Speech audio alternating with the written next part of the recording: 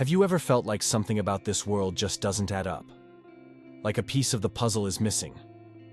And deep down, you know it's not by accident? Well, what if I told you? It isn't.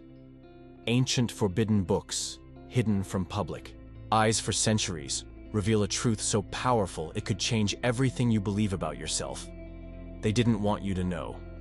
They erased it from scriptures, burned it from libraries, and mocked it out of mainstream conversations. Why? Because if you discovered who you truly are, the type of human you were meant to be, you would become unstoppable.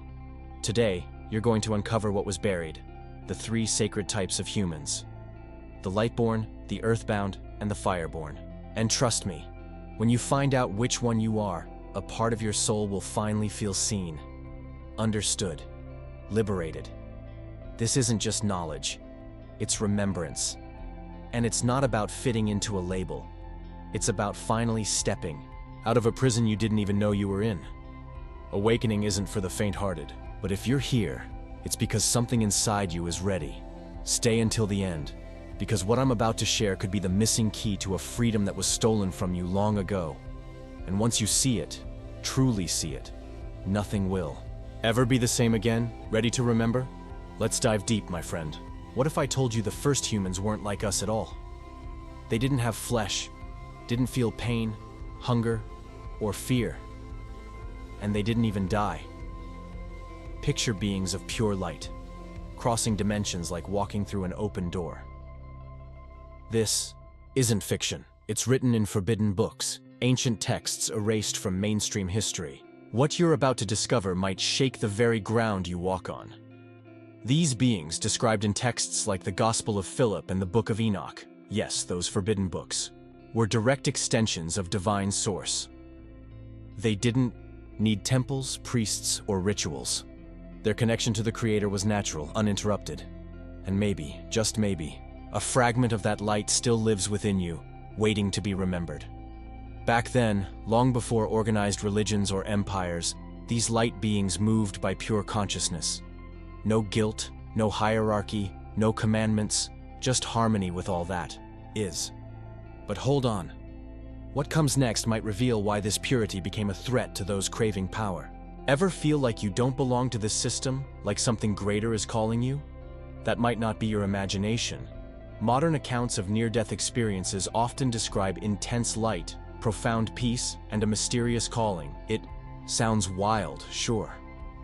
But what if those are memories of what you once were? These beings couldn't be controlled. No fear, no submission, no hunger, no dependency, no death, no leverage. Now think. Today we're controlled by these exact same things. Could it be that someone made sure you forgot your true nature? These forbidden books that mention light beings were buried on purpose. If you knew you were once immortal, free, and self-aware, would you still accept a life of fear, bills, and survival? You already know the answer. And so did those who needed to keep you small. Interestingly, indigenous, Hindu, and Celtic traditions all speak of star ancestors or luminous beings. That's not just mystical poetry. It's fragmented truth scattered across time and cultures. Some preserved it, others erased it. And now, we begin to remember. That's why deep meditation, spiritual fasting, and contemplation are so crucial. They don't give you anything new. They peel back layers of programming, like wiping a dusty window that starts to reveal the light behind it. And once you see it, you can't unsee it. Many people on this path report vivid dreams, strange synchronicities, even what seem like memories from other lives. Could these be echoes from the time we were light? Hard to say for sure, but the signs are everywhere, if you have the eyes to see. So take a breath. This isn't just ancient lore, it's a calling, a silent whisper from your own soul, reminding you that you're more than flesh and bone, that something is still burning inside you, even if the world tried to snuff it out. If this spoke to your heart or opened your eyes, consider subscribing. We walk this path together, toward the truth that sets us free. This isn't about dogma, it's about spiritual memory, about remembering what they tried to make you forget. And this is only the beginning. We're not done yet. What comes next might be the missing piece. The reason why this truth was buried, and who feared it the most. Why would powerful institutions want to erase the story of light beings? Think about it. If you knew you were divine, would you bow to anyone? Would you obey out of fear? These forbidden books revealed a truth too dangerous. That you didn't need churches, priests, or rules to reach the divine. And that truth? It had to be buried. As organized religions gained ground, their survival depended on control, not connection. So they cherry-picked scriptures, altered translations, and outlawed any scroll that hinted you were already whole. The Gospel of Mary, the Book of Thomas, all labeled heresy. But what if heresy was just truth that threatened the system? These institutions crafted a narrative where divinity became external, distant, unreachable, mediated by sacred men in robes. Suddenly, your salvation depended on obedience, not inner knowing. That shift wasn't spiritual, it was political. And the forbidden books? Too risky to let the masses read? You ever wonder why guilt and fear became spiritual tools? That didn't come from source. It came from systems. Systems that needed followers, not freethinkers. Light beings don't need intermediaries. And that scared the powerful. So they rewrote the story and called it holy. Look around today. How many still fear eternal punishment? How many feel unworthy by default? That mindset didn't fall from the sky, it was engineered. A broken spirit is easier to manipulate, but what comes next might just restore what they tried to steal from you. The forbidden books weren't just banned, they were hunted, burned, hidden, and yet, some survived. In jars, in caves, in oral traditions passed like precious fire. They whisper of a time when humans walked with angels, not bowed before them. Dangerous knowledge, or divine inheritance. The moment someone declares a book forbidden, ask, what are they afraid I'll find? Truth doesn't fear questions. It welcomes them. It expands. Only lies require silence, censorship, and blind faith. And these texts, they're filled with uncomfortable questions and liberating answers. Even today, people rediscover these writings and feel like their soul remembers. The Gospel of Truth, the Pistis Sophia. They speak of inner light, of gnosis, of sovereignty. You don't need to believe blindly, you need to remember deeply. And remembering starts with asking what was hidden, and why. In practice, this means deconstructing your spiritual beliefs. Not abandoning them, but examining them. Who benefits from your fear? Who gains when you feel small? Books like The Gnostic Gospels by Elaine Pagels can open your eyes to the machinery behind the sacred facade. People often say, but I need something to believe in, and they're right. But belief should empower, not enslave. The forbidden books didn't preach rebellion, they revealed freedom. A freedom rooted in the idea that you already carry what you seek. No middleman required. If anything here stirred something in you, even confusion, stay curious. That's how awakening begins. Read what was banned. Question what you were told never to doubt. That alone is an act of liberation. And what's coming next? It might explain the very design of this controlled world. If this message resonates, subscribe. We're unearthing sacred truth, piece by piece. The kind they never wanted you to find. And next, we're going deeper. Into the engineered creation of a different kind of human. Imagine this. A jealous creator, not the true source, forms a human from dust. Limited, fearful, obedient. Not out of love, but out of control. That's exactly what some forbidden books say happened. A lesser deity, the demiurge, copied the divine design, but removed the light. What came next was a being bound to earth, spiritually sedated. These humans were made to serve, not to soar. Unlike the light beings, they had mortality, pain, and dependency built into their code. Their very biology echoed limitation. It's no surprise they became easy to govern. After all, a human who needs food, shelter, and approval is far easier to manage than one who remembers their divinity. The demiurge didn't act alone. Texts like the Apocryphon of John describe a league of archons, cosmic administrators, who helped shape this false world. They created a simulation so convincing, the earthbound humans forgot their origin. Reality became a prison, dressed up as life. You ever feel like something's off with this world? Like you're in a system designed to drain rather than awaken you? That's not your imagination. It's a signal. According to these forbidden books, you're not crazy, you're sensitive to the lie. And that sensitivity, that's your gift. This false creation wasn't just physical, it was psychological. Emotions like shame, guilt, fear, those weren't spiritual tools. They were leashes. Programs to keep humans small, docile, afraid of questioning. And when you start to question, you begin to remember. Remember that this version of you might not be the whole story. From a practical lens, this means observing how deeply we've internalized systems of obedience. We follow schedules, norms, roles, often without asking why. Spiritual awakening begins when you pause and ask, who does this benefit? And many times the answer isn't you. This also explains why trauma, disconnection, and self-doubt are so common. The earthbound template was designed to keep people fragmented. A whole person doesn't follow blindly.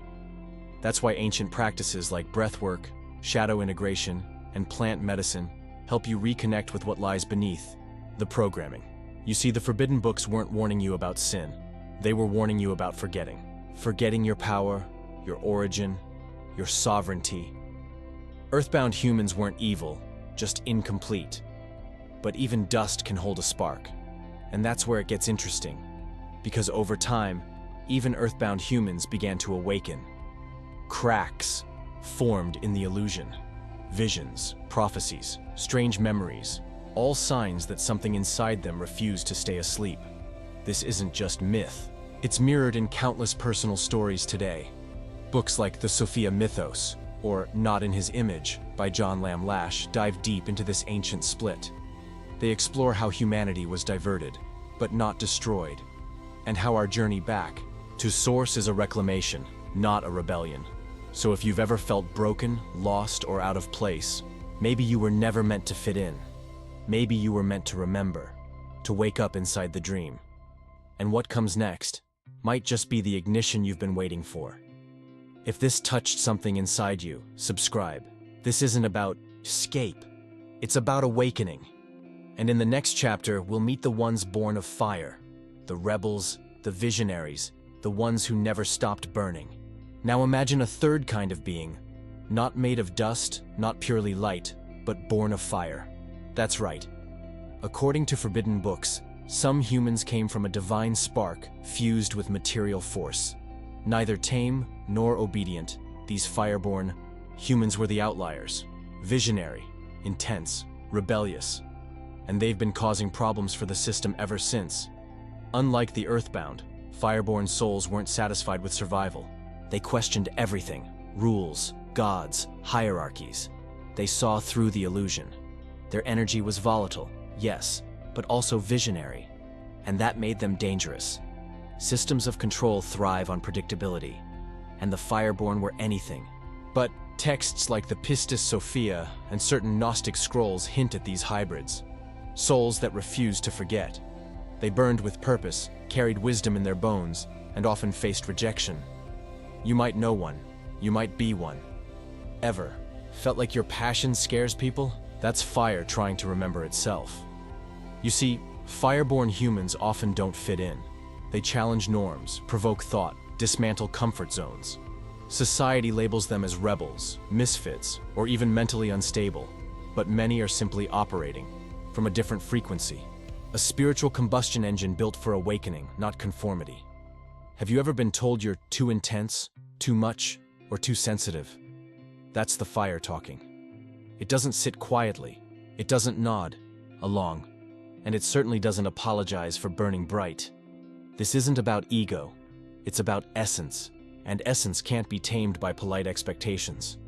From a practical view, fireborn individuals thrive when they channel their energy. Creative expression, spiritual leadership, activism, entrepreneurship. These aren't hobbies. They're outlets for soul force. Books like The Alchemist, or practices like ecstatic dance and fire ceremonies can help stoke that sacred flame. But here's the challenge. Fire burns both ways. Without grounding, the fireborn can spiral into anger, isolation, or despair. That's why ancient initiations focused on balance, fire with water, spirit with earth. Today, tools like breathwork, cold plunges, and focused journaling offer modern alchemy. Fireborn humans often carry ancestral memories of being persecuted, burned, silenced, shamed. That trauma lingers in the soul. It explains the fear of speaking out, the hesitation to shine. But the flame never dies, it waits. And the more you honor it, the stronger it grows. And here's the kicker: systems can't control what they can't predict. That's why fireborn energy is key in times of change. While others seek comfort, the fireborn seek truth. They light the path, not for applause, but because they must. Because that's what fire does. The forbidden books weren't written for everyone. They were written for those who burn, who ache to remember, who refuse to settle. They're not instruction manuals. They're ignition points. Read them not with your mind, but with your soul. Let them strike the match. So if you've ever felt like your very being threatens the status quo, good. That's the point. You're not here to blend in. You're here to blaze trails. And what comes next might reveal exactly why the world was designed to keep your fire under control. If this message feels like home, subscribe. You're not alone. And in the next chapter, we'll uncover how the systems of this world were built specifically to trap that sacred fire, and how to break free. What if I told you the world as you know it isn't natural, but engineered? That your job, your bills, your distractions, all part of a matrix carefully designed to keep your consciousness locked in place. Forbidden books speak clearly. This realm is a construct, a sandbox reality run by the Demiurge and his architects, the Archons. This might sound far-fetched at first, but look closer. From birth, we're fed systems: school, religion, economy, media, each one pushing obedience, fear, division. Ever. Notice how the moment you ask deeper questions, the system pushes back. That's not coincidence. It's containment. Invisible fences made of beliefs. The Demiurge didn't just create bodies. He created boundaries. Psychological, spiritual, emotional. According to Gnostic writings, the world was designed to keep souls asleep, looping through lives without ever remembering why they came. A soul trap hidden beneath layers of routine. Have you ever felt like you're just spinning your wheels? Like life is moving, but your spirit is stuck in place? That's by design. The Matrix rewards productivity, not presence. It praises sacrifice, not sovereignty. And when you wake up to this, things start to crack. These forbidden books talk about archons influencing thoughts, systems, even emotions. Ever wonder why fear sells so well? Why outrage is addictive? It's food for them. Literal loosh. That's why spiritual practices like silence, nature walks, and mantra are so radical. They starve the system. And get this, even time is part of the trap. Linear thinking keeps you regretting the past or fearing the future. But true consciousness is timeless.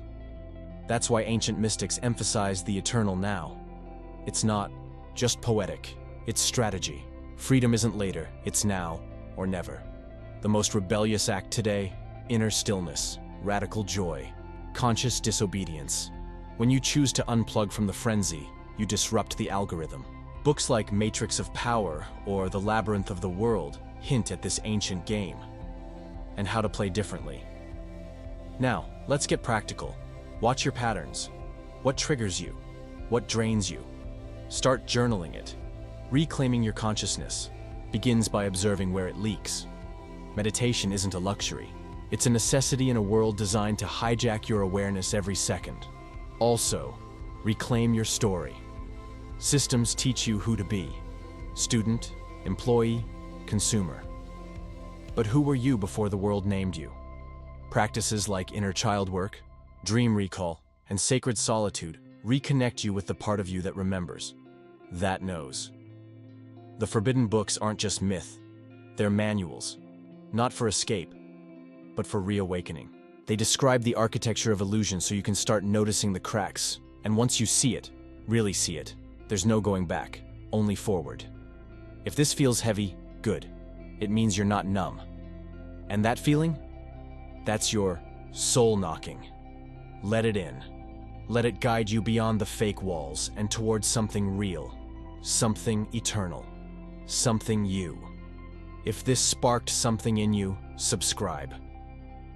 Here we decode the system, not to fear it, but to outgrow it. And next, we dive into why ancient wisdom had to be hidden, and who's been keeping it alive. Have you ever asked yourself, if the truth sets us free, why is it hidden? Forbidden books and ancient teachings suggest one clear answer: because knowledge disrupts control.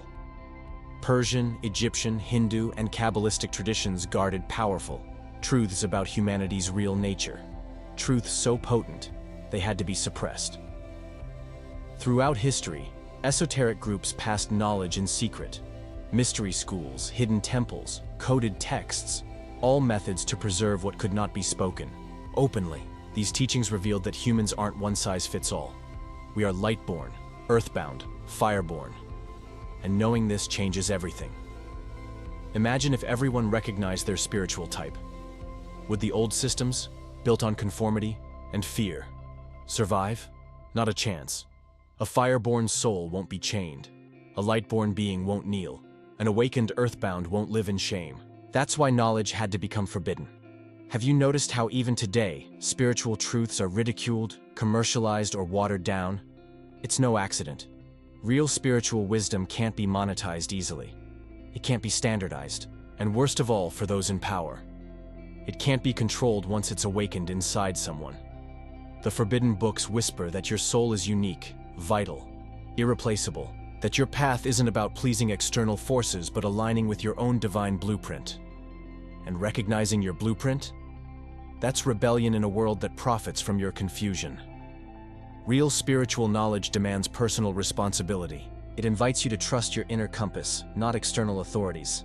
That's why it terrifies hierarchies. When you realize you carry source within, the need for mediators collapses. And with it, entire empires built on spiritual dependency. This is why ancient traditions often involved arduous initiations. Truth isn't handed over cheaply. It's earned through inner transformation.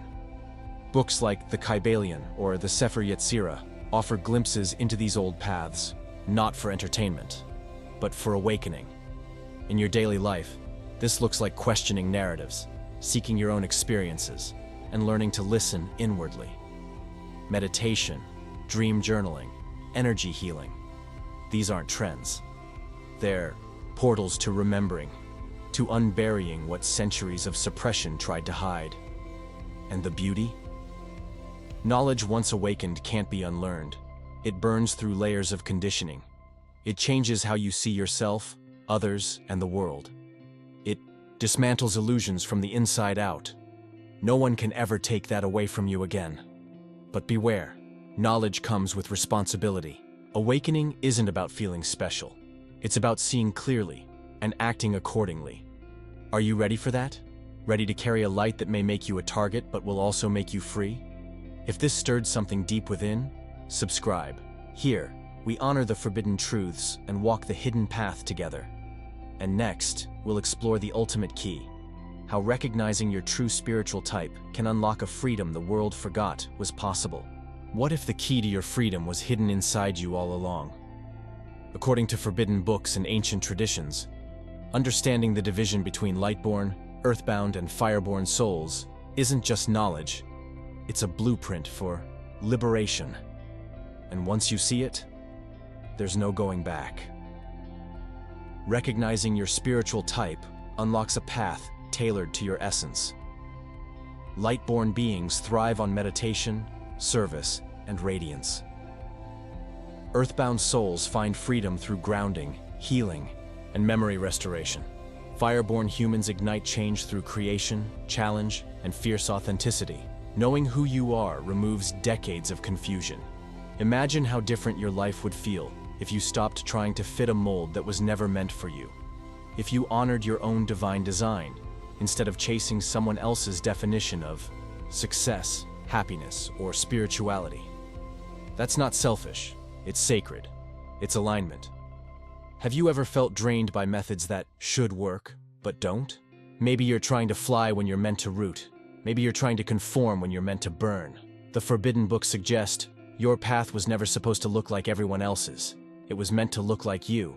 This is why practices like astrology, human design, and ancient elemental systems still resonate. They offer maps, imperfect, yes, but valuable, pointing back to your soul's architecture. Tools, not cages. Guides, not prisons. When used wisely, they can spark profound remembering. In practical terms, awakening begins with observation. Notice what energizes you, what drains you, what calls you beyond logic. Your desires aren't random. They are breadcrumbs back to your origin. Daily journaling, intuitive movement, and sacred silence are portals to rediscovery. And here's the real magic. Once you align with your true nature, systems of control lose their grip. You stop chasing external validation. You stop fearing judgment. You start living from a place of deep, unshakable knowing. That's the kind of liberation no empire can touch. But freedom isn't passive. It demands courage. It asks you to shed false skins, identities, beliefs, loyalties that no longer serve your essence. It's not about becoming someone new. It's about remembering someone ancient, eternal, real. Ancient mystical texts like the Zohar or the Upanishads whisper this truth again and again. Know thyself. Not intellectually, but experientially. Know your light. Know your roots. Know your fire. Only then can you walk the earth as a being truly alive. This journey isn't easy, but it's yours. Unrepeatable. Sacred. And every step you take toward your authentic self sends ripples through the collective. Your freedom helps free others. Your light ignites sleeping embers in distant hearts. If this message lit a spark in you, subscribe. Here we don't just talk about awakening. We live it. Together, step by step, remembering what was forbidden, hidden, but never truly lost. And next, we'll dive even deeper into the hidden architecture behind reality itself, and how you can navigate it as a sovereign, luminous being. So now you know, the Lightborn, the Earthbound, and the Fireborn were never just myths. They are living truths, coded deep within your soul. And realizing which one you are, that's not the end of the journey. It's the beginning of something far greater, your liberation. The question is, what will you do with this knowledge? Will you bury it like they wanted you to? Or will you let it burn bright and guide your steps from this day forward? Freedom demands action. It demands remembering. It demands courage. Which path will you choose? Take a moment now, right here, right now, and ask yourself, what part of me has been asleep for too long? What truth have I been afraid to claim? Leave a comment below and share what resonated most with your soul. Your voice matters more than you know. And if this message stirred something inside you, if it woke even a flicker of ancient memory, don't let it fade away. Subscribe to the channel, activate notifications, and join a community where awakening is celebrated, not suppressed. Here, we walk together toward the light they tried so hard to hide. Remember, they hid the truth to control you. But today, you start remembering who you really are. Let's keep walking this path together.